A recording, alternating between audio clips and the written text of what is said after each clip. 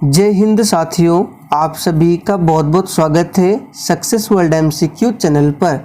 तो चलिए दोस्तों, आज की इस वीडियो में बिहार पुलिस कांस्टेबल की नई भर्ती के लिए जीके जीएस सीरीज का प्रैक्टिस सेट नंबर 21 को कवर करेंगे। तो फटाफट से आप सभी लाइव में जुड़ जाइए। सभी को गुड इवनिंग। तो चलिए, फर्स्ट क्वेश्चन आपके सामने है। एलोरा का विख्यात कैलाशनाथ मंदिर किस राष्ट्रकूट राजा के अनुदेशों पर पत्थर काटकर तैयार किया गया था? बिल्कुल 1 नंबर का प्रश्न है। चलिए आप सभी आंसर बताइए। तो देखिए, एलोरा का जो विख्यात कैलाशनाथ मंदिर है, इसको किस राष्ट्रकूट राजा के अनुदेशों पर बनवाया गया था? तो सही जवाब है कृष्ण प्रथम। यहाँ पर ए ऑप्शन जो ही बच्चे बता रहे हैं बिल्कुल सही जवाब है। अब राष्ट्रकूट वंश की बात करें तो इसके संस्थापक कौन थे? दंती दुर्ग कौन थे? तो राष्ट्रकूट वंश के संस्थापक थे। और दंती दुर्ग ने अपनी राजधानी कहाँ बनाई थी? तो मान्यखेत को दंती दुर्ग ने अपनी राजधानी बनाई थी। दूसरा प्रश्न है, विश्व विरासत दिवस हमेशा मनाया जाता है? चलिए आंसर बताइए, विश्व विरासत दिवस कब मनाया जाता है?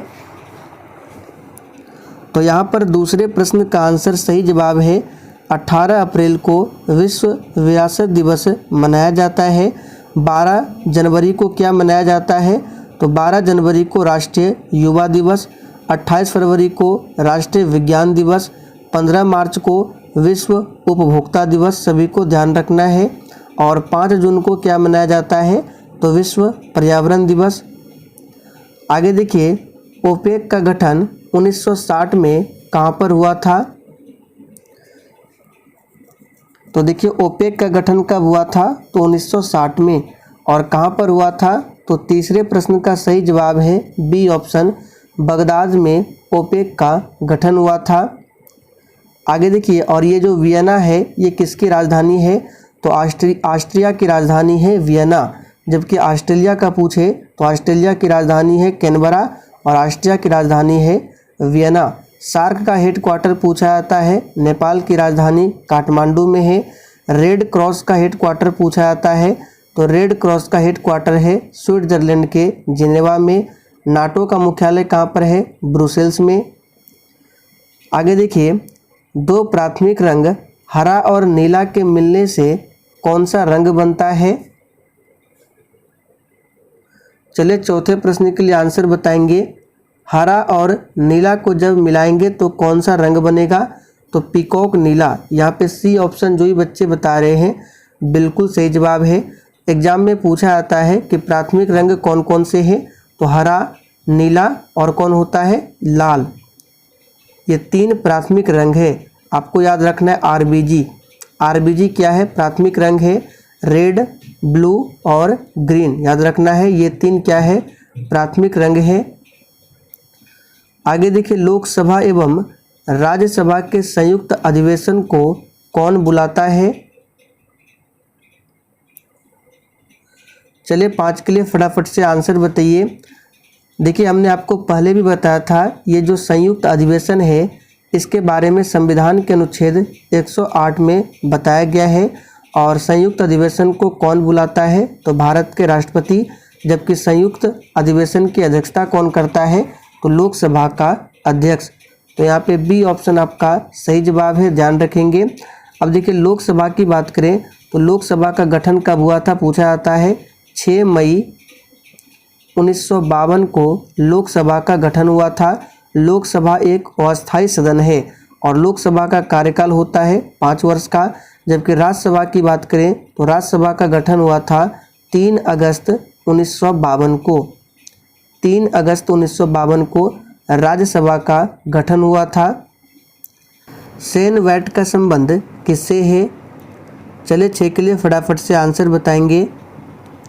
तो देखिए, सेन वैट का संबंध है उत्पाद कर से।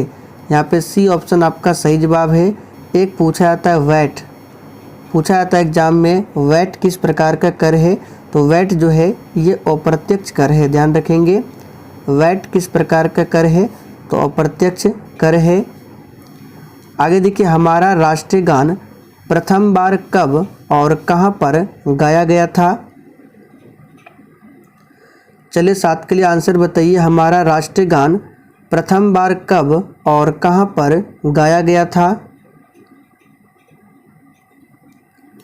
तो यहाँ पे 7वें प्रश्न का आंसर क्या हो जाएगा, याद रखिएगा 27 दिसंबर 1911 को कांग्रेस के कलकत्ता अधिवेशन में राष्ट्रगान जो कि जन गण मन है गाया गया था।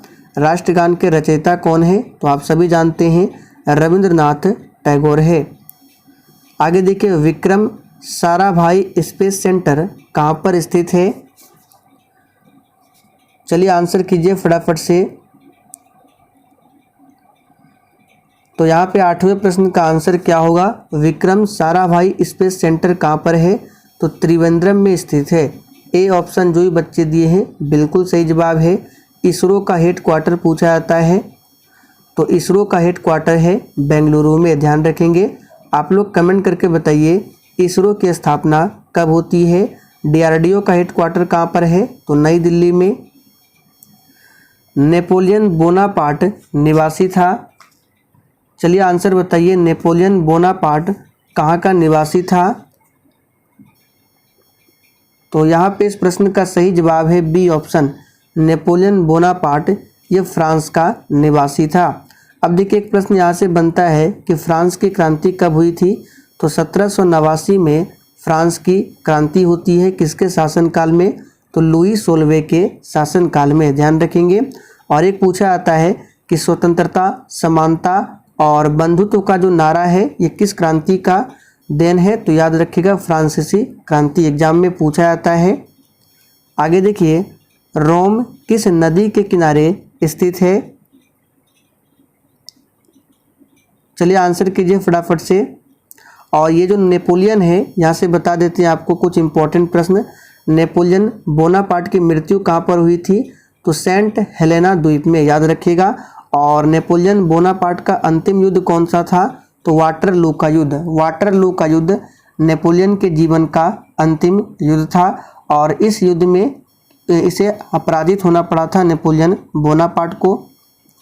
चलिए आंसर बताइए, रोम किस नदी के किनारे स्थित है। देखिए, रोम जो है ये इटली की राजधानी है रोम, और मुद्रा की बात करें तो लीरा। और ये रोम किस नदी के किनारे बसा हुआ है, तो यहाँ पे सही जवाब है टाइबर। टाइबर नदी के किनारे रोम बसा हुआ है। लंदन पूछा जाता है किस नदी के किनारे है, तो टेम्स नदी के किनारे है। न्यूयॉर्क शहर पूछा जाता है हडसन नदी के किनारे है।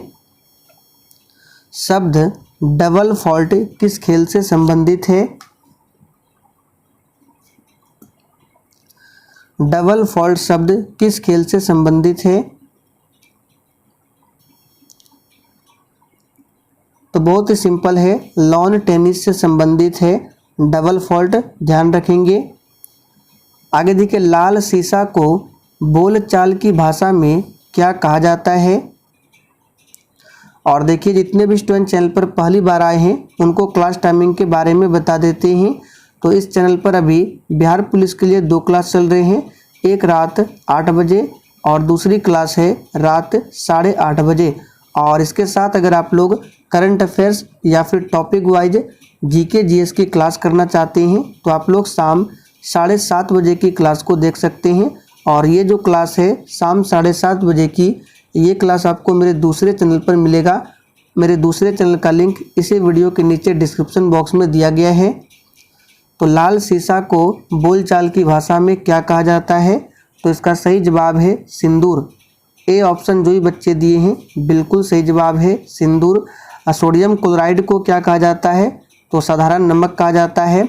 और पूछा जाता है सोडियम नाइट्रेट को चिली साल्टपीटर, जिसका सूत्र होता है NaNO3। ये चिली साल्टपीटर का क्या है, रासायनिक सूत्र है। लाफिंग गैस का रासायनिक सूत्र क्या है, तो N2O। और लाल सिंदूर का रासायनिक सूत्र क्या होता है, तो आप लोगों ने पढ़ा होगा Pb3O4। ये लाल सिंदूर का रासायनिक सूत्र है, जिसको लेड पेरोक्साइड भी कहा जाता है। निम्न में से किस क्षेत्र को खनिज पदार्थों का भंडार कहा जाता है। बिल्कुल एग्जाम में पूछा जाने वाला प्रश्न है। आंसर बताइए फटाफट से।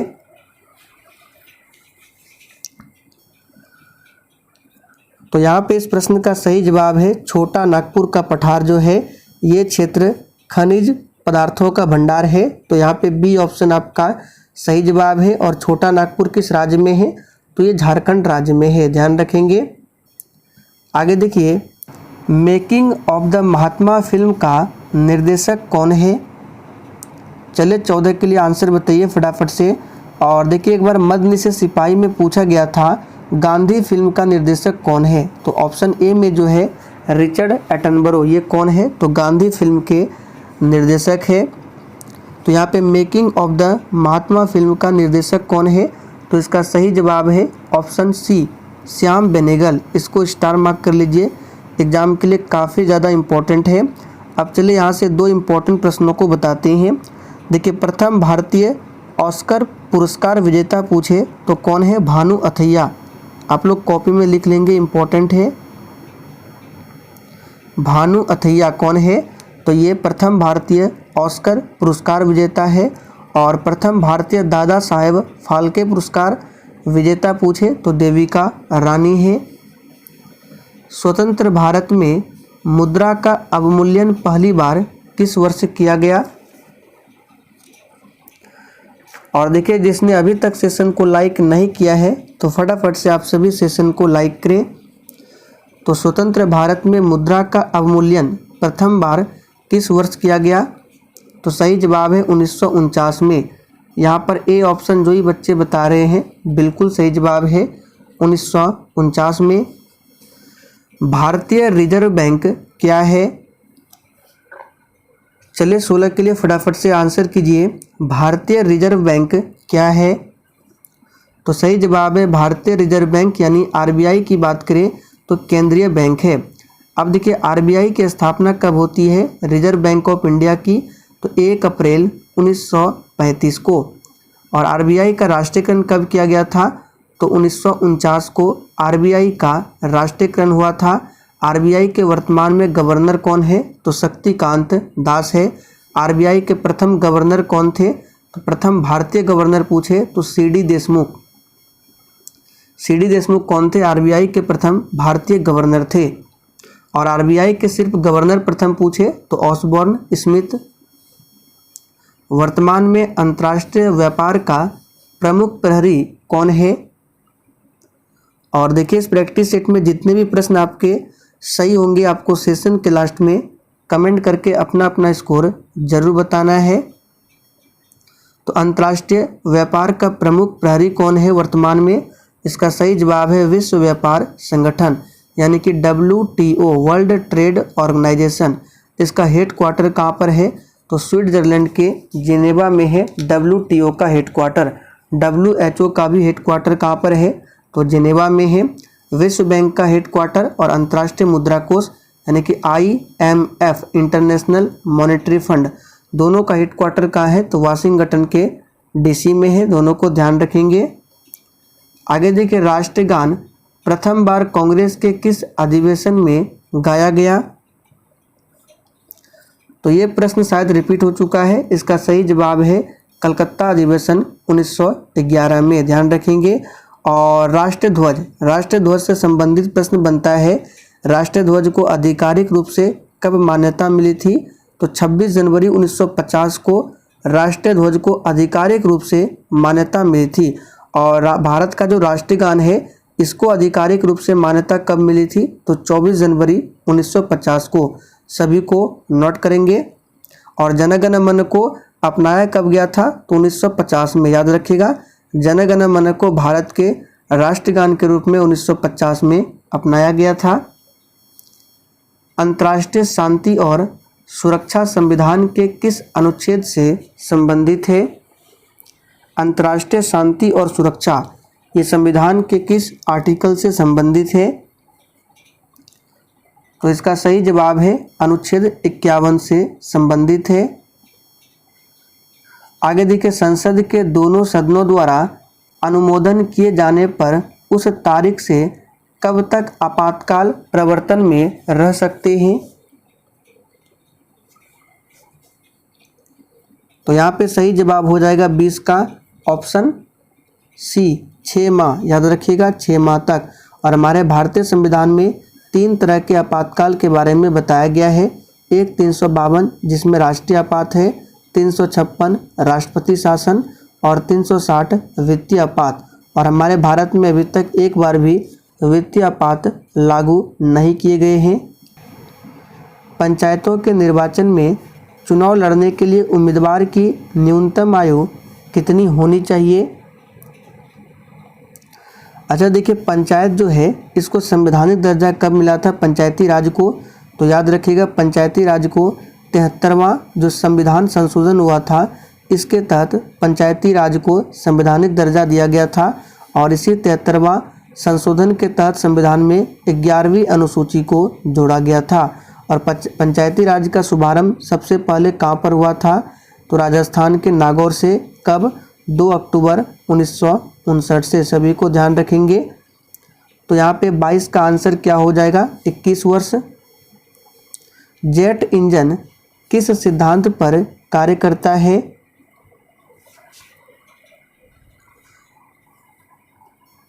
तो यहाँ पे सही जवाब है ऑप्शन सी, रेखीय संवेग संरक्षण के सिद्धांत पर कार्य करता है जेट इंजन। आगे देखिए, ग्रहों की गति का नियम किसने प्रतिपादित किया?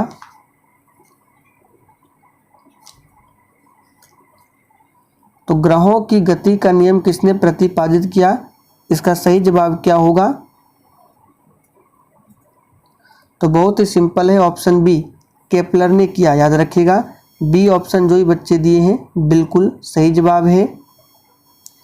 निम्न में से किस विद्युत चुंबकीय तरंग की तरंग दैर्घ्य अधिकतम होती है?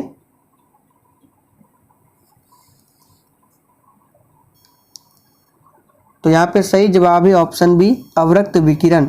बी ऑप्शन जो ही बच्चे दिए हैं बिल्कुल सही जवाब है, अवरक्त विकिरण। ध्वनि स्वर की पिच किस पर निर्भर करती है? तो यहाँ पे सही जवाब है ऑप्शन बी, ध्वनि स्वर की पिच जो है ये आवृत्ति पर निर्भर करती है। घरेलू विद्युत तार स्थापन मूलतः है, यानी घरेलू विद्युत तार जो होता है किस क्रम में जोड़ा जाता है? श्रेणी या फिर समांतर क्रम में। तो बहुत ही सिंपल है, इसका सही जवाब क्या है? घरेलू विद्युत तार जितने भी होते हैं समांतर क्रम में जोड़े जाते हैं। तो सही जवाब है ऑप्शन बी। निम्न में से कौन सी युक्ति विद्युत ऊर्जा को यांत्रिक ऊर्जा में बदलती है?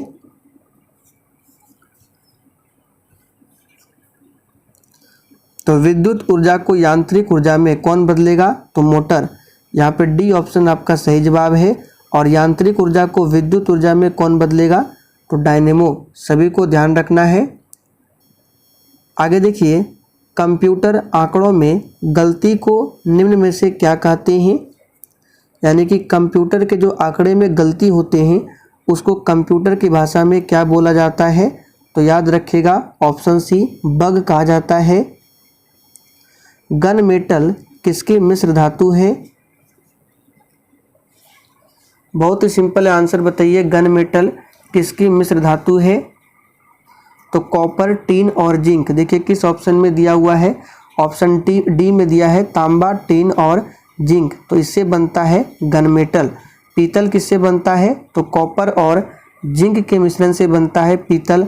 कांसा बनता है कॉपर और टीन के मिश्रण से। सभी को ध्यान रखेंगे। भारी जल एक प्रकार का क्या है? भारी जल का अनुसूत्र है D2O और इसका अनुभार होता है 20, जबकि साधारण जल का अनुभार होता है 18। और भारी जल एक प्रकार का क्या है? मंदक है। न्यूट्रॉन की खोज किसने किया था? तो इलेक्ट्रॉन, प्रोटॉन और न्यूट्रॉन। इलेक्ट्रॉन की खोज की थी J.J. थॉमसन ने, प्रोटॉन की खोज किया था गोल्डस्टीन ने, लेकिन नामकरण रदरफोर्ड ने, और न्यूट्रॉन की खोज की थी जेम्स चैडविक ने। सभी को ध्यान रखेंगे।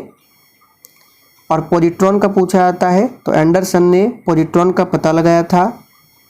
निम्न में से कौन सी धातु बिजली की सबसे अधिक सुचालक है? तो यहाँ पे सही जवाब क्या होगा? ऑप्शन बी चांदी। देखिए चांदी का क्यों विद्युत का सबसे अच्छा चालक है? क्योंकि इसका सबसे कम विशिष्ट प्रतिरोध होता है, इसलिए चांदी जो है विद्युत का सबसे अच्छा चालक है। प्रतिरोध का एसआई मात्रक पूछा जाता है तो ओम होता है, और विशिष्ट प्रतिरोध का एसआई मात्रक ओम मीटर होता है। ये ओम और मीटर ध्यान रखेंगे। आगे देखिए रक्त की पीएच है, तो बहुत ही सिंपल है, रक्त का पीएच मान 7.4 होता है। दूध निम्न का उदाहरण है। चलिए आंसर कीजिए, दूध इनमें से किसका उदाहरण है? तो यहाँ पे 35 का आंसर जो ही बच्चे ऑप्शन सी बता रहे हैं बिल्कुल सही जवाब है। ये पायस या फिर इमल्सन दोनों याद रखना है, इसका उदाहरण है।